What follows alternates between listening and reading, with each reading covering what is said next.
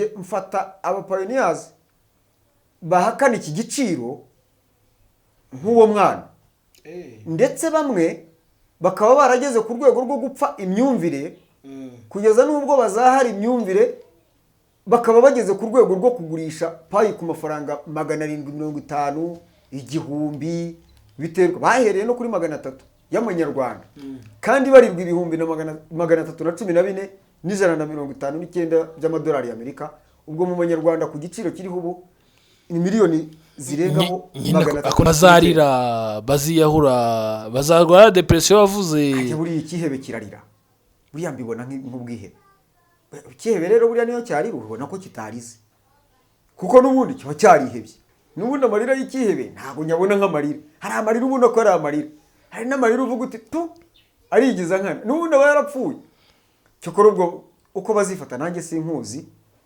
ako ntibazabura kwicuza ntibazabura kwicuza ubu se nta nimwe wampa wowe payise ntayigu ku buntu ariko ntayigu apana ikiguzi ndanayiguhaye ahubwo nguhaye na payi 10 ndetse wow nguhaye payi 10 umunsi zizaba zageze kuri wallet yanjye azirageraho ariko uko nzaziguha zikurikije amategeko n'amabwiriza abigenga ariko nabwo nzaziguha ku gihe cya twamaze kugera muri open minded uzazima 10 ndazikwemera iki kiganiro nzagisubiza inyuma 10 baranyirije ubu ndakize kabaye ikiganiro ujya unyibutsa ko naguha nintapfa ariko kuko uteganya gupfa se bihoraho uteganya gupfa vuba ngese ndabiteganya mbifitiye ideni oya ntago wapfa none apfa uzasigara telefone yawe oya tujye duteganya ko byose byabaho telefone umuryango wanjye uzayisigarana abazasigara iyo nyubako yiza kuba umuntu nta kabuza ari kugusaba kuyisiga amarangi ya Beta Paints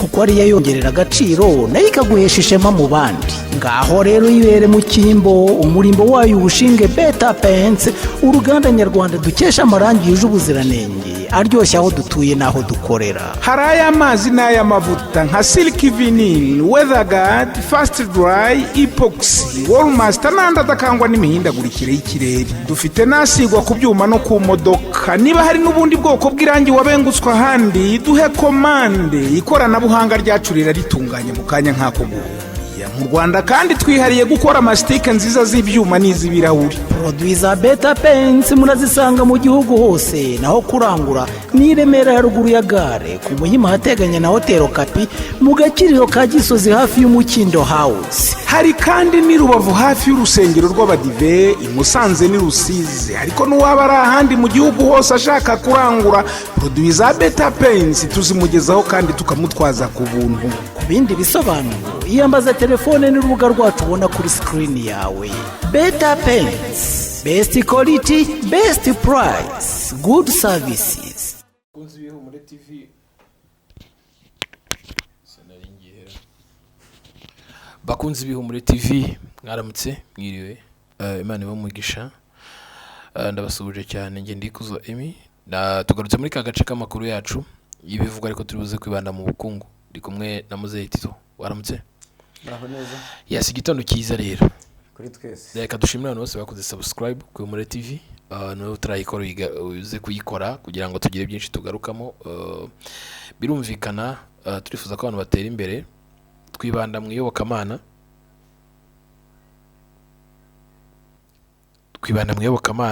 ariko kukuribanda mu iyobokamana iki gice cy'iyobokamana abantu benshi babamo bibera mu mwuka mu kwibera mu mwuka rero ngo no kudashaka kwiteranya n'isi nkibaza uzabaho ute niba utiteranya n'isi udakorera mu isi kandi uri umwana wo mu isi bizagenda gute so hanyuma rero ngize umugisha wo kuba ndi kumwe n'umuvandimwe wasomye kandi wize n'ibitabo by'ubuhanuzi umwuka w'ubuhanuzi ndakweshyera wize umwuka w'ubuhanuzi ngo umwuka w'ubuhanuzi wize umwuka w'ubuhanuzi okay kuri uyu mwanya rero ndagusabira umugisha wowe turi kumwe hanyuma kandi nanakurarika kugira ngo tujye tubana muri izi nkuru zacu tageti nta yindi no kugira ngo twagure ubwami bw'Imana ariko noneho twibande ku buzima kuko ntabwo umwuka yakora mu mubiri urwaye sibyo uko bimeze roho nzima itura mu mubiri muzima. roho nzima.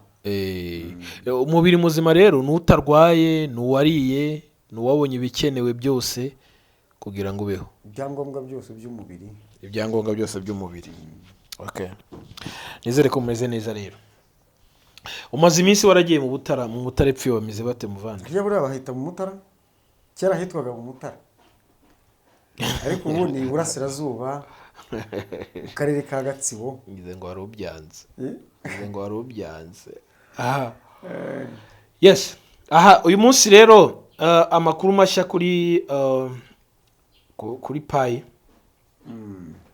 Kucara ko twinjira muri Pi neza uyu munsi turaza kumenya byinshi aho abantu bafite ibibazo bibaza, ariko ngira umugisha wo kongera kubana nawe, niyo makuru turi buze kwibandamo uyu munsi. Rero turi buze kwibanda kumenya niba Pi cyangwa se iyi Pi network cyangwa se iyi coin yitwa Pi, uburyo iri gukora uyu munsi cyangwa se n'uburyo ishobora kuba yakwishura abantu, kuko twamenye ko izindi coin zose zirishyura cyangwa zirishyurwa. Muri Pi ho bimeze gute muzerito? Muri Pi bimeze neza. Umuntu wese wamayininze Pi akagera ku rwego rwo kubona KYC. KYC ni impine y'amagambo twibutsa abantu babyumvise bwa mbere cyangwa se batabisobanukiwe. Know your customer, menya umukiriya wawe. Twabigeranya nka bimwe byo mu mabanki bita specimen. Yego. Iyo wayibonye hanyuma hari ikindi gice cyitwa verifications nacyo waragikoze, ndetse n'ikindi gice cya gatatu cyitwa mainnet checklist nacyo ukacyuzuza, ukagera ku rwego rw'uko Pi zawe zimuka zikajya muri blockchain cyangwa se kuri konti nyiza. Muri blockchain technology ni mu byakoranabuhanga ry'umutamenwa cyangwa se iyo nyubako y'umutamenwa. Uwo muntu hari iminsi igenda ishira, igikorwa kikaba, indi gashira, igikorwa kikaba, kugeza abonye Pi ziri ku cyo twita available balance. Izo nizo aba yemerewe gukoresha. Kuva rero 2023 turi mu gice cyangwa se mu gihe cyo gukoresha izo Pi, ariko umupayiniya ku mupayiniya bari muri icyo gihugu. Niba ndi umunyarwanda nkaba naramayininze nkoresheje imyirondoro nyarwanda cyangwa se yo mu Rwanda, abo bo mu Rwanda cyangwa se mu gace nka Nigeria buriya ni akarere, ni region. USA za California leta yaho ni region. Abo baturage baho baba bashobora kugurirana, kwishyurana Pi. Hanyuma ikindi, kwishyura umuntu urenze umupaka. Nk'ubu sinshobora kwishyura umukongomani cyangwa umurundi, birabujijwe. Iyo ubikoze uburenze ku mategeko n'amabwiriza. Ariko abantu uri bumva kwishyura bamenye icyo twishyura ni iki. Wishyura igicuruzwa cyangwa serivisi. Ni ibyo byonyine. Wishyura ngahe? Ibyo bigarukemo utaza kubyibagirwa. Nacyo turakigarukaho. Rero kwishyura, gusezeranya umuntu yuko umuha Pi akazaguha amafaranga, byo ntabwo byemewe, kuko iyo wishyura hari aho ugaragaza icyo wishyuye. Icyo gicuruzwa ni igiki? Ni imodoka, ni inzu, ni isambu, ni serivisi watse muri hoteli. Icyo waba uguze cyose, niba ari na fresh food, ibyo byose byandikwamo nicyo bita ni memo. Aho hose bijyamo ku buryo babona yuko hari icyo waguze koko kijyanye n'amategeko n'amabwiriza abigenga, ukaba utabihanirwa. Hari abantu benshi rero babikoresha, akaba ari bwo buryo bakoresha, ariko baguriranye, amuhaye amafaranga. Ariko bikaba birimo ingaruka yuko wowe utanze Pi bakaguha amafaranga, birumvikana ko ugurishije Pi. Ariko ubundi Pi ntizigurishwa. Noneho bakandika igicuruzwa cyangwa serivisi bumvikanyeho. Ibyo ni uburenganzira bwawe. Ariko ingaruka zirimo nuko baguhenda. Kuba badakurikije cya giciro ndi bubabwire tujya tuvuga cya GCV, Global Consensus Value, igiciro mpuzamahanga twumvikanyeho cyanditswe no muri systeme yego nitwe twakishyiriyeho nk'uko twabiherewe uburenganzira, ariko igihamya cyabyo tukabikoresha muri izo transactions tuba dukora. Yego iyo rero tugikurikije systeme zabo zo zirabireba zikabimenya, zizi kubigenzura, bakemeza ko icyo giciro ari cyo cyiganje, bakaba bacyemeza mu gihe cyo kuronshinga bakakimurika ku mugaragaro. Ikitubwira rero yuko ari cyo giciro kizemerwa nuko ntarakivuga, reka nkivuge, ni ibihumbi 314 n'$159 by'amadolari y'Amerika. Ariko icyo ntabwo kiremezwa ku mugaragaro, ariko muri systeme za Pi Network cyanditswemo, ndetse cyanditswemo guhera mu kwezi kwa gatanu umwaka wa 2024. Iyo banditse ikintu ngo confirmed ni cyemejwe, ariko cyemejwe muri systeme ntikiremezwa ku mugaragaro. Rero igihe cyo kuronshinga Pi nicyo twiteze kuzumva, kandi ntibazamurika ikitarateguwe. Hanyuma rero buriya umushinga w'itegeko rigenga abantu, nyine simvuze rigenga abantu, rigenga itegeko iryo ari ryo ryose, iyo perezida atararisinyaho cyangwa se ariko rikaba, cyangwa se reka mvuge ko yarisinyeho ariko rikaba ritarasohoka mu igazeti, biragoye ko iryo tegeko risubizwa mu nteko kandi ryamaze kunyura mu nzego zose ziryemeza. Ikiba gisigaye ni uko hakurikizwa itegeko risohora ku mugaragaro igazeti igaragaza yuko iryo tegeko rigomba gukurikizwa noneho. Ariko igihe igazeti isohokeye usanga atari cyo gihe ryashyiriweho umukono w'uryemeza bwa nyuma. Urumva ko wa muntu waryemezaga bwa nyuma ryari ryemejwe ariko ritarashyirwa ku mugaragaro, hakaba igihe cyo kuzarishyira ku mugaragaro, ariko rifite igihe ryasinyiwe. Nicyo kigereranyo narifashe kugira ngo babyumve. Kuba duhamya yuko icyo giciro cyemewe ariko kikaba kitaramurikwa, ariko dufite uburenganzira bwo kugikoresha muri iki gihe cyitwa unclosed mainnet. Iki gihe cya unclosed period cyangwa se unclosed mainnet ni igihe twemerewe kugurirana hagati y'umupayiniya ku mupayiniya, cyo bita peer to peer, cyangwa se bakunda kuvuga ni P2P, ni pioneer to pioneer. Noneho open network yo ni igihe hazavaho icyo bita firewall. Iyo firewall cya gikuta cy'umuriro gikumira hakurya no hakuno. Pioneer gumukwawe, external connectivity nawe gumukwawe. Icyo gihe kizavaho, noneho tumere nkaho abanyagihugu bemerewe kwakira abanyamahanga, mugurirane icyo mushaka cyose. Hari abantu babiri, hari umuntu uri muri Pi Network nyirizina, n'abantu babiri, ni umupayiniya wamayininze Pi, hakaba na company yemerewe gukorera cyangwa se umucuruzi wemerewe gukorera muri Pi Network. Abo bantu babiri igikuta cyababuzaga kugurirana kizavaho, noneho bagurirane bishyurane. Ariko noneho hakaba undi muntu wa gatatu wo hanze ya Pi. Wowe ntabwo azigera abona Pi na rimwe, ndabigarukaho wenda hari abageze kunyandikira ngo nzongere mbivugeho. Ahubwo we azajya abona n'umuntu ushaka gusohokana Pi hanze ya Pi. Ntabwo bizashoboka, ahubwo azasohoka nicyo bita USD Pi. Ariko USD Pi ishobore kuba ibe yavunja buri faranga ry'ikoranabuhanga ryose, ndetse n'ifaranga rifatika iryo ari ryo ryose, cyo bita fiat money.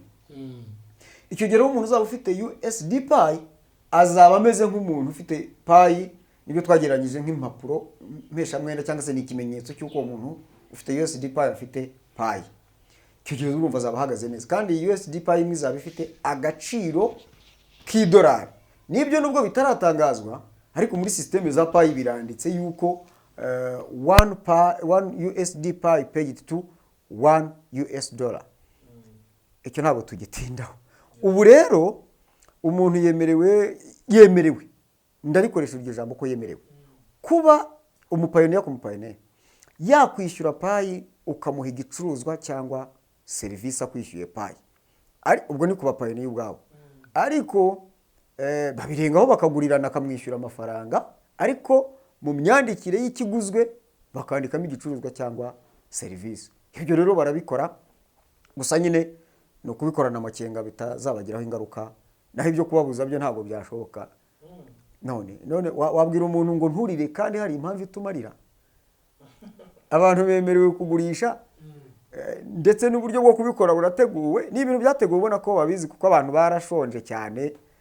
Ikibazo gihari ni kimwe, ni uko bamuhera makeya cyane, bikaba nk'ibya wa mugani w'umugabo wagurishije bitcoin, wishyuye bitcoin 10,000 ku isahane y'ibyo kurya, niba atari ku mugati umwe. Yego, ni ikibazo. Okay. Mu rusengero uyu munsi mu nsengero ntabwo insengero buriya urusengero rugira ubuzima gatozi. Kereka niba hari urusengero rufite nimero ya telefone rukamayininga cyangwa se bafite Facebook account, nabwo bigusaba iyo wowe Facebook ubu ni pasiteri ariko baramutse bagiye gukora KYC. Urusengero sono rwa pasiteri? Ntekereza ko pasiteri ari umukozi. Bagiye gukora KYC byagenda gute? Nyine ubundi konte ifungurwa n'umuntu, ntabwo ifungurwa na institution. Kereka urusengero rwiyandikishije muri payi, n'ubu ndacyabibabwira, kereka rwiyandikishije muri payi rugaragaza icyo ruzakora mu buryo kugira ngo rwemererwe kuzajya. Barinjiramo se kampani zatangira kwinjira? Zo ziracyakirwa rwose, n'abantu barakinjira muri payi, ntabwo barakumirwa. Hari n'igihuha kimaze iminsi by the way kivuga ko ubu ngubu kwinjira muri payi ntacyo byakumarira kubera ko launch igiye kuba. Iyo launch ni pre-launch, ni launch ya mbere, ni igice cya mbere, hazabaho n'igice giheruka. Ariko kwinjira biracyakomeza, nta n'itangazo rirasohoka rivuga yuko nta ugomba guhagarara kwinjira muri payi, ahubwo turabahamagarira kwinjira muri payi. Kandi nta n'itangazo rirasohoka rihagarika institution iyo ari yo yose kuba yakwinjira muri payi kuzanamo umushinga wayo. Bose baracyahamagarirwa kubikora. Ahubwo nk'insengero abakristo benshi barimo kumayininga payi, ababimenye, nubwo hari abakigenda bavuga yuko ari ibyo kwa shitani, kandi bose ubwo baravuga kwa shitani, ntawe urabona shitani. Ntawe urabona shitani. Muri Bibiliya ntabonye ahantu ngo shitani yegereye Yesu ngo baraganira. Hagira umukristo uza duha ubuhamya tubwire ko yaganiriye na shitani. Rero shitani niba inahari afite uko akora, ntekereza yuko nta hari buhurire n'ibi ngibi, kuko byo bifite umuntu bigenga, shitani ntawe urimo. Natwe ubwo bene barambwira bati ngo waguye nicyo shitani abashaka, bazi nk'uko twaguye. Ntabwo ari noneho niba twaraguye, ubwo nuturisha mu rusengero araba yaraguye, kuko nta mafaranga. Rero dukeneye kugira ubwenge. Inzoka burya ngo igira amakenga, ngo mugire ubwenge nk'inzoka. Ni nk'inzoka, si nk'ubw'inzoka, nk'inzoka igira amakenga. Karya karimi kayo burya ngo kagenda gasensinga, kibaza kati nta kibazo kiri aha. Burya ngo ntirora, ahubwo irumva. Rero nitutagira amakenga ngo tumenye kubaho mu isi, ngo tugomba kuba mu isi tutari nk'ab'isi. Ab'isi ni abantu bagenda buhumi, naho umuntu utari uw'isi aba mu isi atari uwayo, azi neza yuko isaha n'isaha hashobora kuyivamo. Urumva uwo muntu amakenga agendana? We utari uw'isi aba mu isi azi ko atari uw'isi, agira amakenga. Mu yandi magambo, agendana amakenga, akavuga ati aha si iwacu, ni mu icumbi ndacumbitse. Ubwo n'ibyo akora byose abikora nk'umuntu uri kuri mission, kandi koko ni mission. Ugomba gukorana intego ibyo ukora, ugira uti ejo cyangwa uyu munsi nimba nkitijwe kubaho, nsoza ubutumwa bwanjye ku isi. Ubutumwa bwawe ku isi ni ubuhe? Muri Bibiliya haranditse ngo yewe mwana w'umuntu we, icyo Uwiteka gushakaho ni iki? Ni ugukora ibyo gukiranuka, ugakunda kubabarira, ukagendana n'Imana yawe wicisha bugufi. Ugiye kwandika igitabo kuri buri ngingo, ntiwazabona ibitabo wandika. Gukora ibyo gukiranuka. Umuntu akiranuka ate? Kuki umuntu akiranuka? Akiranuka ate? Akiranuka ryari? Akiranukira he? Akiranukira nde? Bizagarukira he? Icyo gitabo wacyandika cyaguhesha amafaranga, kandi turayakeneye. Gukunda kubabarira. Hari abantu bababarira atari ukubikunda, ari ukubihatirwa. ari ukwigura, ari ukwigurisha, ari ugucinya inkoro, guca bujagiri, ibyo akabikorera impamvu yo kugira ngo aramuke, ariko atari ukubikunda. Ariko nujya kubikorera kubikunda kuko ubikunze, ni umutwaro utaremereye ahubwo uguhesha amahoro. Ngo umutwaro mbakorera ntabwo ugize ute nturemereye, ngo nimubikora nimubyumva mukabikora muzabona hehe uburuhukiro he mu mitima yanyu. Hari abajya gushakira uburuhukiro mu mazu no mu buvumo n'ahandi, kandi uburuhukiro bwa nyabwo buba mu mutima, bakaba bahushije intego. Umuntu rero ubikora atabikunze aravunika, agenda acyabaguza, ahora mbese ameze nk'umuntu wikoreye umutwaro umurusha imbaraga, ntazarenga umutaru. Tubonye gato ngarutse, nari ntandukiriyeho ngize oya it's okay, nta kibazo, nifashishije urwo rugero. ahubwo tugaruke gato. Tubonye ukuntu izo pi bashobora kuzihana hagati yo mu ntibibagiraho ingaruka, yo mu pioneers ufite pi n'undi ufite pi, pioneers umwe ku wundi. Hanyuma ndashaka tuze kureba izo serivisi mugura zishirwamo, bikagaragara ko ari serivisi muguze, ibicuruzwa cyangwa serivisi, ntabwo biteguye kuzahomba cyangwa kuzunguka. Hagati aho ngaho ni nka byo kuvuga ngo ni nk'urusimbi, bimwite nk'urusimbi, kuko nta n'umwe kugeza ubu ngubu ushyiraho wishyura igiciro cyagenwe. Cyangwa ushaka kuvuga ko nta gihamya cy'uko payi ari ukuri. Oya, ibyo ntabwo ari byo ndimo, ibyo narabirenze. Ariko icyo ndiho kuko uyu munsi uri kuvuga gutyo, igihombo cyo kirimo, igihombo kiri kurinde kugurisha kuwutanze payi, kuko niba atagendeye kuri cya giciro kiri muri sisiteme turimo gukoresha, ko hari witeguye kukigenderaho kiriya giciro. Ubundi buryo bwiza ni ukugikoresha. Nese niba cyanditsemo akaba ari nacyo twemeje nk'abapayiniyazi, wakubaza ngo impamvu utarimo kugikurikiza ni ukubera iki? Ni umutima muke, ni ukutanyurwa, ni ukutihangana,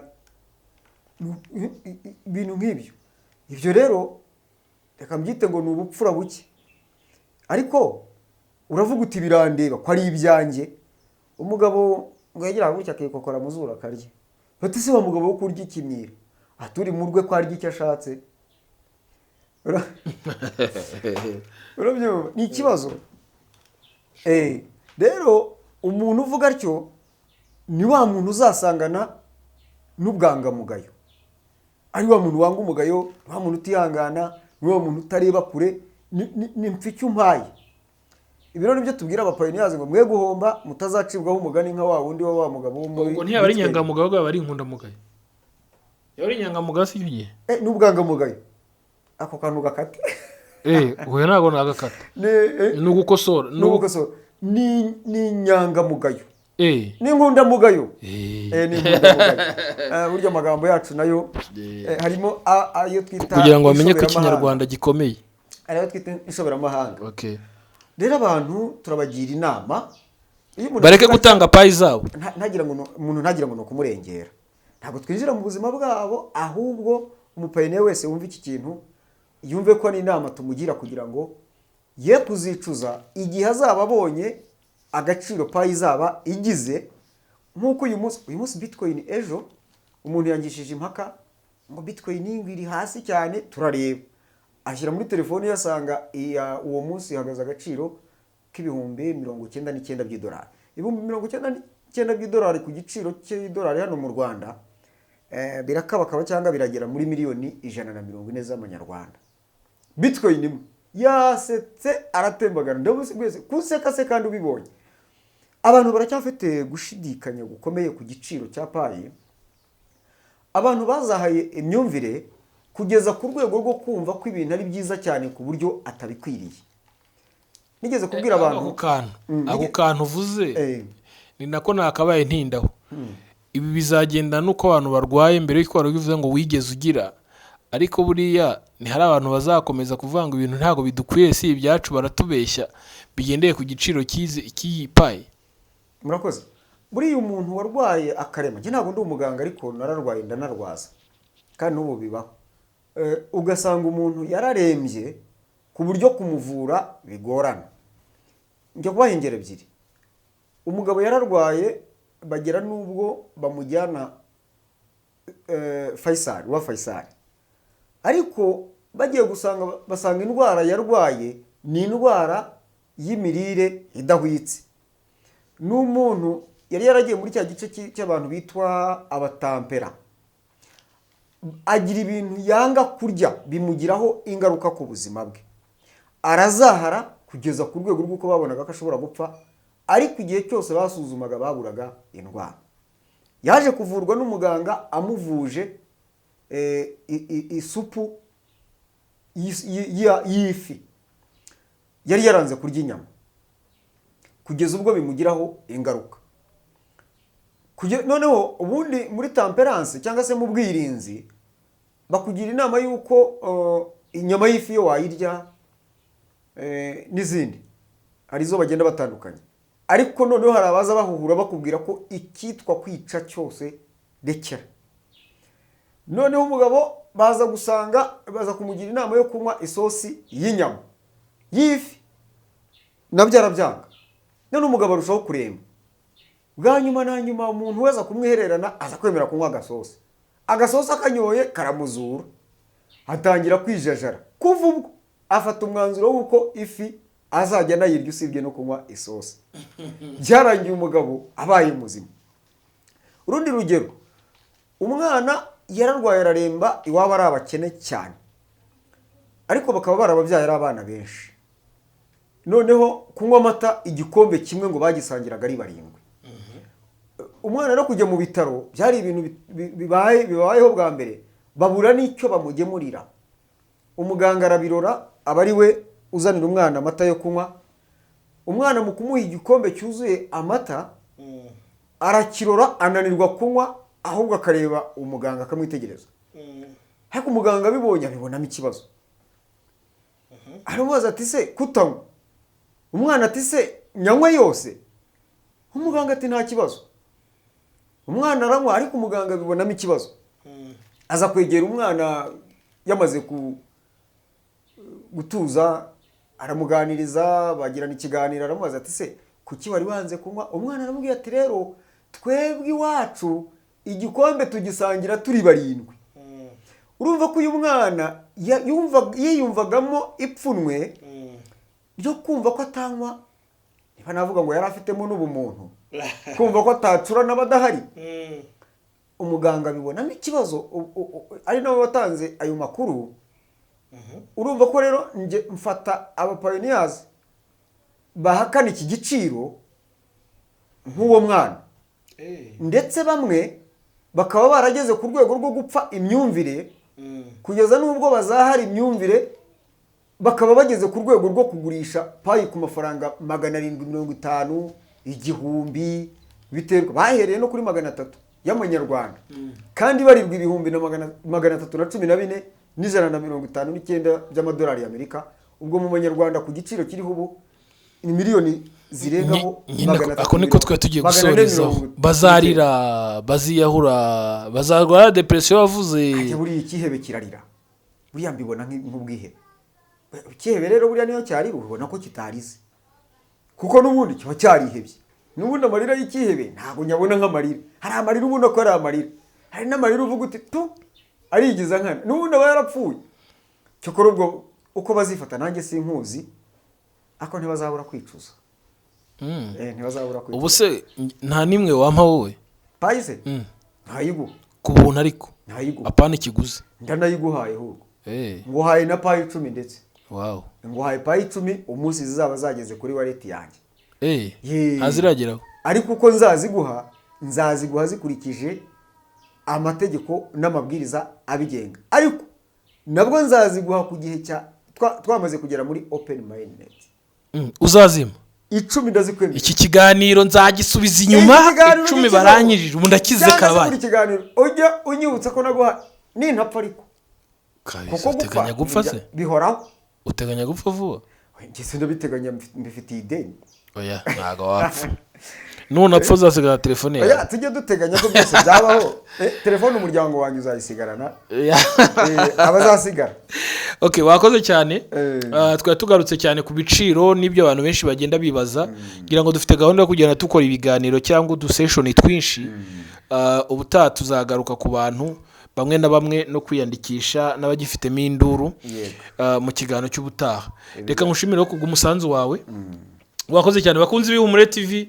Reka ibiganiro tubikore nk'amasession kugira ngo wenda n'abatamva ibiganiro bya birebire ko wenda Dr. Musao Robin we akunda gukora birebire bigendanye no afite inyigisho. Hano rero si inyigisho zindi ahubwo no kwibutsa abantu babikora. Ibyo bakwiye kubashishikariza uko bakwiye kwitwararika n'ibindi. Rero birahuza n'ubundi nibyo Musao akora, ako Musao agaruka cyane cyane kuri we arakora global, ko arakora cryptocurrency, yes, cyangwa digital currency, ariko twebwe hano turakora kuri Pi yonyine, kuri Pi n'ubukangurambaga muri rusange n'abakristo, kugira ngo abantu bisobanukirwe ku myemerere. Imyemerere ntago ari abakristo gusa, ni imyemerere, amadini atandukanye. Imana igumugisha wakoze cyane rero naho utaha. Iyo nyubako yiza kuba umuntu nta kabuza ari kugusaba kuyisiga amarangi ya Beta Paints kuko ari yongerera agaciro nayo ikaguhesha ishema mu bandi. Ngaho rero ibere mu cyimbo umurimbo wayo ubushinge Beta Paints, uruganda nyarwanda dukesha amarangi yuje ubuziranenge aryoshya aho dutuye naho dukorera. Hari ay'amazi n'ay'amavuta nka Silk Vinyl, Weatherguard, Fast Dry, Epoxy, Wallmaster n'andi adakangwa n'imihindagurikire y'ikirere. Dufite nasigwa ku byuma no ku modoka. Niba hari n'ubundi bwoko bw'irangi wabengutswa ahandi duhe komande, ikoranabuhanga ryacu ritunganye mu kanya nk'ako mu Rwanda kandi twihariye gukora amasitike nziza z'ibyuma n'iz'ibirahuri. Produit za Beta Paints murazisanga mu gihugu hose, naho kurangura ni Remera ya ruguru ya gare ku Muhima hateganye na Hotel Kapi mu Gakiriro ka Gisozi hafi y'Umukindo House. Hari kandi ni Rubavu hafi y'urusengero rw'Abadive, i Musanze ni Rusizi, ariko n'uwaba ari ahandi mu gihugu hose ashaka kurangura produit za Beta Paints tuzimugezaho kandi tukamutwaza ku buntu. Ku bindi bisobanuro iyambaza telefone n'urubuga rwacu ubona kuri screen yawe. Beta Paints, best quality, best price, good service.